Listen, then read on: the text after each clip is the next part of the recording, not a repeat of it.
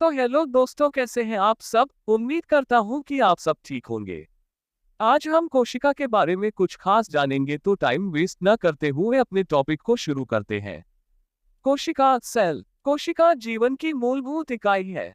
यह जीव विज्ञान की सबसे छोटी इकाई है जो जीवन के सभी गुणों को धारण करती है।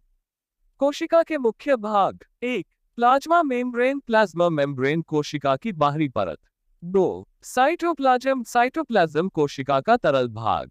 3. न्यूक्लियस कोशिका का केंद्रीय भाग।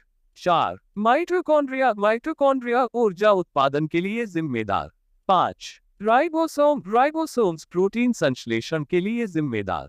कोशिका के कार्य। 1. वृद्धि और विकास। 2. पोषक तत्वों का अवशोषण। 3. ऊर्जा का उत्पादन। 4. कोशिका विभाजन। 5. संकेतों का संचरण। 6. अपशिष्ट पदार्थों का निष्कासन। कोशिका के प्रकार। 1.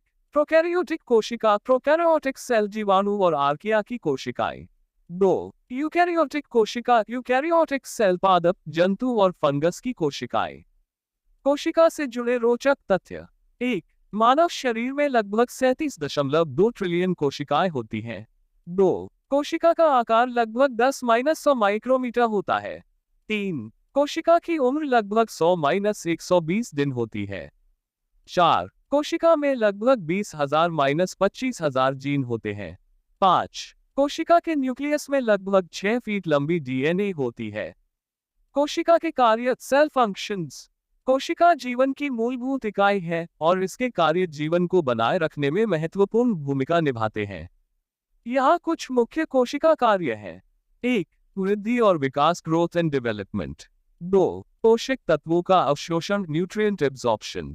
3. ऊर्जा का उत्पादन एनर्जी प्रोडक्शन। 4. कोशिका विभाजन सेल डिविजन। 5. संकेतों का संचरण सिग्नल ट्रांसडक्शन। 6. अपशिष्ट पदार्थों का निष्कासन वेस्ट रिमूवल। 7. प्रतिरक्षा प्रतिक्रिया इम्यून रिस्पॉन्स। 8. सेलुलर संचार सेल्यूलर कम्युनिकेशन। 9. डीएनए संश्लेषण डीएनए सिंथेसिस। 10. प्रोटीन संश्लेषण प्रोटीन सिंथेसिस। कोशिका के कार्यों के लिए आवश्यक घटक। 1. साइटोप्लाज्म। 2. न्यूक्लियस। 3. माइटोकॉन्ड्रिया। 4. राइबोसोम